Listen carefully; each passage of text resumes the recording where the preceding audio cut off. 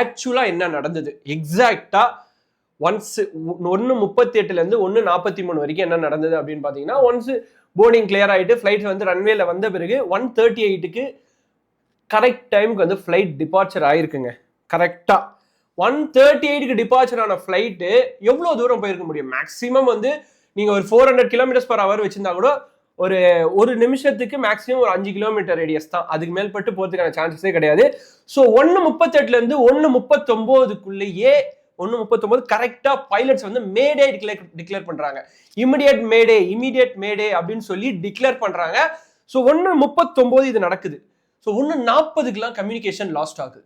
எந்த ஒரு கம்யூனிகேஷனும் ஃபிளைட்டுக்கும் பர்டிகுலரா அந்த ஏர் டிரான்ஸ்மிட் ரீஜன் இருக்கும்ல, இந்த ஏர் சிக்னல்ஸ்லாம் கொடுப்பாங்கல்ல, அந்த பெரிய பெரிய டவர்ஸ், அங்கேயும் கம்யூனிகேஷன் லாஸ்ட் ஆகுது. ஸோ கிரவுண்டுக்கும் ஃபிளைட்டுக்கும் இருக்க கம்யூனிகேஷன் லாஸ் பண்றதை எஸ்டாப்ளிஷ் பண்றதுக்கு எவ்வளவு கடகடன் ட்ரை பண்றாங்க. பட் எதுவுமே பண்ண முடியல. இந்த 1:39 1:40 கம்யூனிகேஷன் லாஸ்ட் ஆன பிறகு வித்தின் இந்த 2 minutes 1:43க்குலாம் கிராஷ். இந்த கிராஷ் எப்படி நடக்குது அப்படின்னு பாத்தீங்கன்னா, எக்ஸாக்டா ஃபிளைட் டேக் ஆஃப் ஆகி நான் சொல்ற மாதிரி 1:38 1:43 5 minutesக்குள்ள 825 அடி தாங்க போயிருக்கு ஃபிளைட்டு. Maximum reach.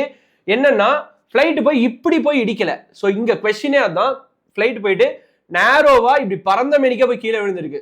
ஸோ ஏதோ ஒரு மிகப்பெரிய மெக்கானிக்கல் ஃபெயிலியரா, என்ன பிரச்சனை அப்படின்றது இன்னும் எதுவுமே தெரியல.